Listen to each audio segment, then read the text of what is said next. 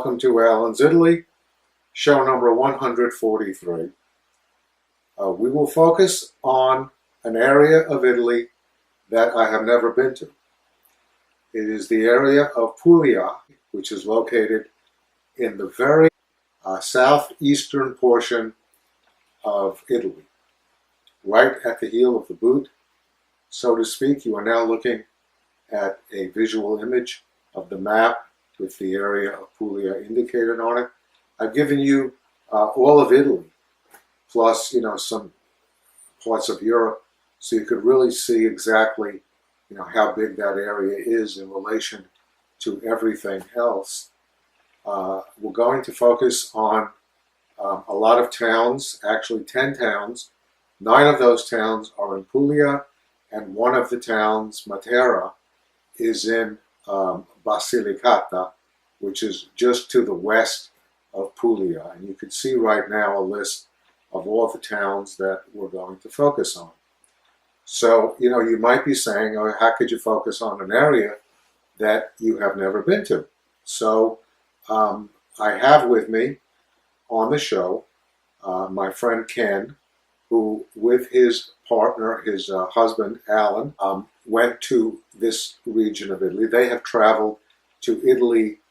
I never asked them this question, but I think probably as much as I have, which is a lot. And they've been all over. And Ken will be talking about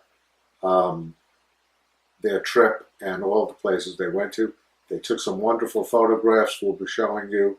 And, Ken is an artist, and he's really knows his stuff, so he's really going to give us some wonderful information. This is the first show that I've done this entire summer. Today is August 24th, 2017.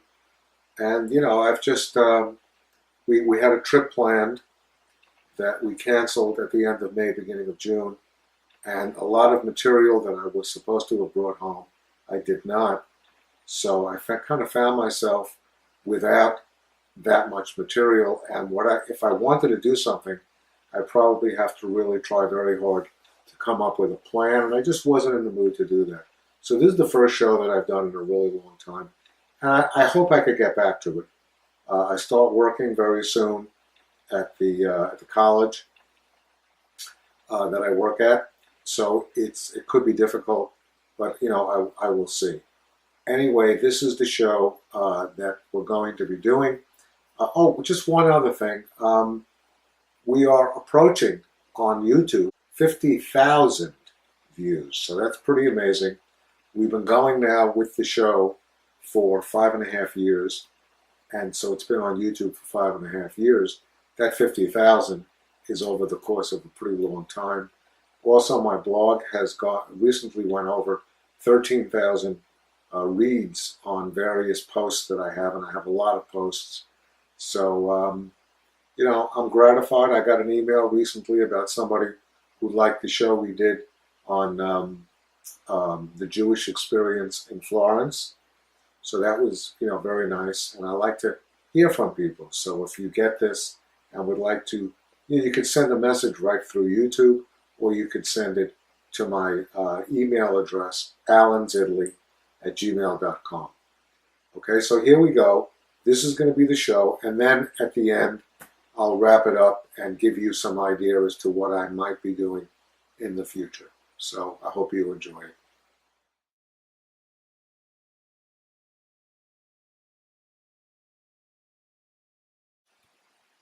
So here we are with my friend Ken, and he is going to be explaining his trip to Puglia. Ken, thank you. Thank you for being here. Thank you for being on the show. And it's all yours. Bari is the largest city and capital of Puglia. It has over 300,000 people, and it's right on the Adriatic Sea. And this is a picture along the coastline of Bari. It has a very large old city, and in the old city, this is the Basilica of St. Nicholas. This is Santa Claus, St. Nicholas, right? yes, Okay. yes. So Saint Nicholas was actually from Turkey, and in 1087, people from Bari went to Turkey. They were always fighting. The whole southern part of Italy was fighting with Turkey, and stole the body of Saint Nicholas and brought him back to Bari. And because they had the saint, this church was built. So this is the interior of the church. It's Norman. You can see the rounded arches and the clerestory. The ceiling is several hundred years later. It's made of wood and painted wood. This is on the altarpiece. It's the main altar of the cathedral, and it really is a very ancient marble, and it's very simple. In the crypt of the church is where the body of St. Nicholas is, and I was just amazed because this is a pilgrimage site. Mm. And for the few minutes I was there, people were pouring in and praying on their hands and knees to St. Nicholas.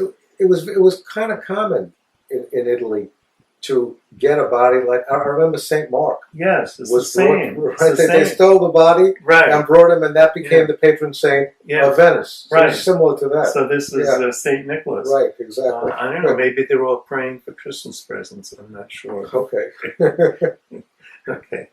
This is the floor, a medieval floor in this chapel to St. Nicholas. And I think the mosaics are really, really interesting. This is just a street in the old city of Bari. Notice there are no sidewalks, no cars, really narrow, and it's still filled with life. People are still living there, shopping, eating. Next, typical Italian fruit stand Right. in Bari. And this is the cathedral. Again, this is Norman, very simplistic outside. Look at the window, just a round window. Very simple white facade. And this is inside the cathedral. Notice there's hardly any paintings. It's Norman with rounded arches. So what does Norman mean exactly? Are we dating it now when we say Norman? Yeah, you're dating it, but you have the Renaissance period, the medieval period. Right. In southern Italy, they don't call it medieval; they call it Norman. I see. So before the Renaissance. This is way before the Renaissance. Way before the Renaissance, and instead of calling it medieval, that's the Norman period. So Norman. you would say 14th century, 13th century, 13th century. 12th century. How far does it go back? Start back in the 12th, and it was Right. finished in the Okay. 13th century. Uh-huh. But notice the simplistic Yeah. decoration, Mm-hmm. as opposed to most churches, which have paintings and very colorful. This is very austere.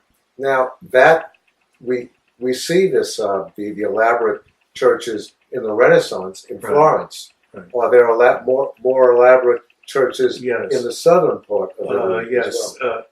In Lecce is a Baroque city where Right. the We have cathedrals might have started out as Norman, but got redecorated. Right. Bari, I Okay. think, was a very poor city and never took on the Baroque period. Right. So you don't see anything Baroque Mhm. in Bari. And also, that's the altar, the main altar. Look at how stark it is, Yeah. and just very simple and really elegant. This is the crypt of the cathedral, and it's now actually, they did archaeological digging, and they found this early Christian mosaic. And the mosaic has pictures of sea animals, octopus, that's fish, and then octopus. Right. And it was like a historic find, and it really just opened to the public a couple of years ago. Right. And that's underneath the cathedral. This is the fort in Bari, very large fort. Every city in this southern region has a fort. They were fighting constantly against the Turks, and so to protect the city, they had these huge forts. And it's right on the water, so It's all these cities are on the water. So these were very, very likely targets. Yes, Right. yes. And that's the interior courtyard of the fort. Mhm. This is the street that's between the border, which is all modernized now, between the old city and the new city. So on the left of this picture is the old city, the edge of the old city. Oh, And this probably, my guess would be where maybe there would be a wall. right. There was once a wall. Walled city. And so this is the street, and on the other side, on the right side, you notice the modern building. Right. How about that? This is another city, Trani. And Trani is built right on the ocean as well. This is the cathedral. It's right on the ocean. If you look to the left of the photo, you can see the see the Adriatic And of Sea. course, to the right, they're renovating. Yeah, the bell tower is all under renovation. In restauro. Yes, right. But look at the facade. Again, Very plain. it's all very, very plain Norman. They call it Norman architecture. That you see that facade. You know the facade of Santo Spirito Yes. with the yellow Yes. facade. That reminds me of that. It's a very simple By the way, facade. in Northern Europe, they call it Romanesque. Roman. Right. In France, it's Romanesque because Santo the Spirito round, was a it's Renaissance church. that round Right. window Yeah. and the rounded arches. So. Okay. So this is inside the crypt. When you enter through this, it's below. Again, rounded arches, held up by columns. Were services held down here? Because I see benches. I think today this is where the services are held because this is where you enter the church. Right.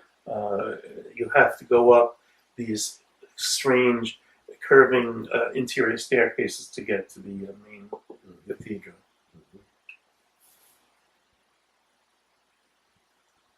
These are the doors of the original church, the bronze doors. Go on to the next door, it's a detail. And this is a detail of it. They were made by a local artisan, and they're very old. Now they're not doors, they're inside the church to preserve them. Right. Trani originally had 4 synagogues. These must be Jews that came over from Turkey and Greece because this is right on the ocean. And the 4 synagogues were eventually converted to churches. And this one is now converted to a Jewish museum in Trani, which I thought was a little unusual in Italy. And the next slide has a Jewish tombstone that was found in Trani. How old would you surmise that tombstone would be? 1300s. Wow. And it was very, very old. Wow. This is Vieste. Vieste, it took, I wouldn't necessarily recommend going there. It's a beach resort, and it's stunningly beautiful. It took 4 hours to drive from Bari to Vieste because Italy is shaped like a boot, but it's really a Texas boot because it has a spur. And the spur is a national park. It's the only hilly part of this region, Right. And it's twisting, winding roads. It's the equivalent of the Amalfi Drive on the west coast, and it really is a spectacular drive. It takes 4 hours to get there from Bari. So if you like the beach, but it has these white cliffs, and the old city's on the top, and the beach is all the way. It looks beautiful. It is beautiful. It must be very popular among locals. Filled with tourists. Yeah. Because I'm talking about the beach. It's not a small beach. It's big, very right, much okay. big. and that's the streets. Mm. Remember, this is a hilly area that was mountainous. It's the only mountainous area left in the area. And this is Beautiful one of the street. streets. Beautiful street. Steps, arches. Reminds me of Bellagio or Varenna on Lake Como. You know, all of these Yes. hill cities. Right on the water. You know, all of these hill cities. Right. So this is Polignano a Mare. It's 32 kilometers south of Bari, and it's right on the ocean. This is the gate to the old city. It has a very small old city right on cliffs overlooking the Adriatic.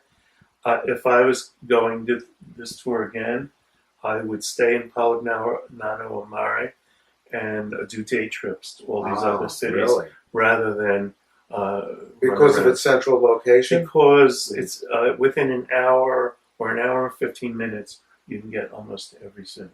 Wow. Because remember, it's the heel of Italy. Right. It's a narrow space. So next slide. It's absolutely gorgeous. This is looking down. This is a beach in Polignano a Mare. There are beaches all along, but this is in the city itself. Mm. And with The all water these, is beautiful. yes, the water in this area is all turquoise blue, absolute turquoise blue. And if you go to the next slide, there are people, you can dive off of the cliffs on the left. There are people diving off those cliffs into the water. Well, Young kids, of course, not me. Well, that's what I would do. I would dive right off that ledge into the... A swan dive, right? And this is from the old city looking down the coast. I'm telling you, it's absolutely gorgeous, filled with lovely little restaurants, and this is a nice place to stay. Beautiful, beautiful. This is Arabella. Alberobello. And actually, we stayed on the street. This is the Trulli. These are Trullis. Trullis. Trulli. These are Trulli houses, and the owner of these rents out like 16 of them. And I asked her, where did these houses come from?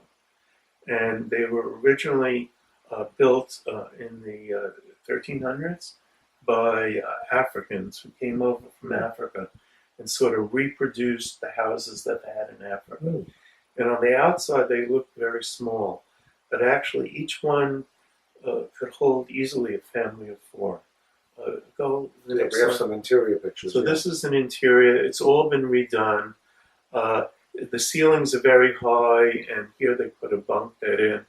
But there's a very modern kitchen on the left, and then a double bed, couch bed on the right with a big table. There's a separate bedroom. All of it's air conditioned with cable and television. It's all very modern. So this is a typical street in the ancient part of Alberbello. There are other areas that copy these type of houses, but these are the real ancient houses. This is Brindisi. Brindisi is the second largest city in Puglia, and it has an airport, so you either fly into Bari or Brindisi. From both of those cities, you can take ferries across to Greece and other areas across the Adriatic. So this is actually modernized downtown street in Brindisi. And this is the Cathedral of Brindisi. And Brindisi has a national archaeological museum. No, it just has an archaeological museum. The national one is in Toronto. And they have some very nice Greek vases. Remember, it's right on the Adriatic coast. And they have some very interesting things. Okay, this is the entrance to Lecce. And notice it's Baroque, because the city is really a Baroque city. A very large walled-in city. You can't drive in it. And it was totally Baroque. Everything in the city is Baroque. Next slide. This is the entrance to the cathedral. Notice how ornate it is, as opposed to the ones in the Bahrain Shrine. And this is inside the cathedral.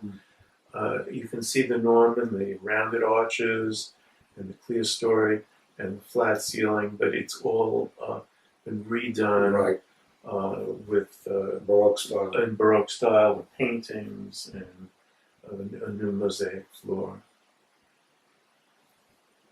The cathedral, the altarpiece, side altarpiece, is very Baroque, all with inlaid marble. In the center of Lecce, there's a Greek theater, and these are the ruins of the theater. And this is a street, typical street in Lecce. Again, notice there's no sidewalks, but it's much wider because it's built a little later, and it's a walking city. So this is the fort in Otranto. It's an hour outside of Lecce, right on the ocean. And this is the cathedral in Otranto. Again, it's that Norman Romanesque plain facade, but inside is something very special. This is the flat wooden ceiling, which is later, rounded arches. But on the floor, the original mosaic floor from 1200, and there's scenes from the Bible. And the local craftsmen never saw an elephant before, but yet Noah's Ark, they have elephants. And so all these animals, he never saw it. He didn't know what any of these animals looked like. And the whole floor has scenes from the Bible. So we have some pictures. And it's the original floor. And in other cathedrals, there were bits and pieces of the floor. But this cathedral has the whole floor. Wow. So this is all from his imagination of what it would look like. Yes, but they're all what he thinks the scenes from the Bible would be. This is actually the next city, Taranto.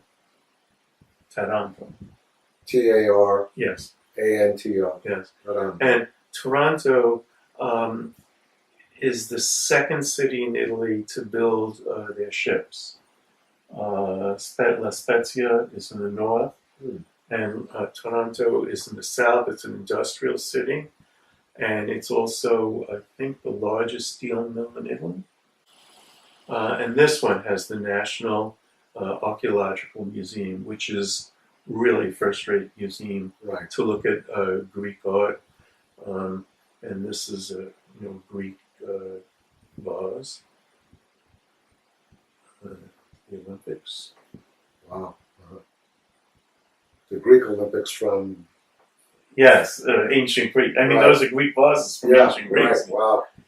And I told you there is an old city that's surrounded by water and connected to two bridges. One to the old city, one to the industrial city. And these are the steps in the old city. Next.